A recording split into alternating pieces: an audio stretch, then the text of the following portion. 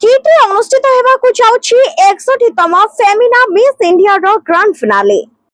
प्रथम थर पई एक विश्वविद्यालय रे एपरि ग्रांड फिनाले अनुष्ठित हेबो। एहा केवल किट पई नुहे ओडिसा पई गर्वर विषय।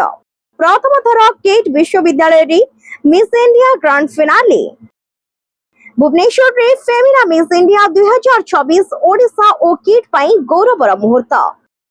ओडिसार सांस्कृतिक एवं शिक्षा क्षेत्र रे एक नुआ अध्याय जोड़ी हेबाकु जाउछि। ओडिसा पर्यटन विभाग सहमति क्रमे किट ओ किस प्रतिष्ठाता डॉक्टर अच्युत सामंत एही कार्यक्रम पई समस्त आयोजन करिसंती भुवनेश्वर स्थित Kalinga institute of industrial technology KIIT परिसर रे। आसंता एप्रिल 18 रे प्रतिष्ठित 61तम फेमिना मिस इंडिया रो ग्रांड फिनाले अनुष्ठित हेबो। किड प्रेजेंट्स 61तम फेमिना मिस इंडिया 2026 शीर्षक रे आयोजित एही कार्यक्रम पई समग्र भारतर श्रेष्ठ 30 जन प्रतियोगी किट ओ किस कैंपस रे पहुंची छंती। गत एप्रिल 13 तारिख रे समस्त 30 जन प्रतियोगी किट कैंपस रे पहुंचीबा परे समस्तंको सेमानंको भव्य स्वागत करा जायतिला।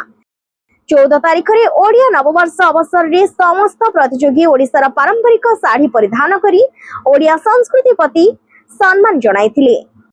यहा सह पुरी कोणार्क सह भुवनेश्वर रो मुक्तेश्वर मंदिर बुली देखिथिले।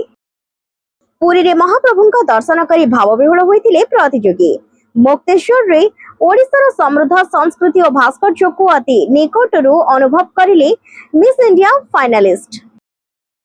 किट कैंपस रो अनुभूति को सेमाने जादूगरी कहिबा सह महाप्रभु जगन्नाथन पवित्र भूमि रे रहिबा सेमानंक पई सौभाग्यर विषय बोली प्रकाश करिसंती। एही प्रतियोगी माने किट ओ किस कैंपस रे छात्र छात्रींक सह मिसिबा सह पुरी जगन्नाथ मंदिर, कोणार्क सूर्य मंदिर एवं चंद्रभागा बेलाभूमि भली ऐतिहासिक स्थान भ्रमण करिसंती। भारत रे प्रथम थर पई कोनोसी विश्वविद्यालय कैंपस रे एभली एक जातीय स्तर रो सुंदरी प्रतियोगिता आयोजित हेउछि। Bureau report office reporter.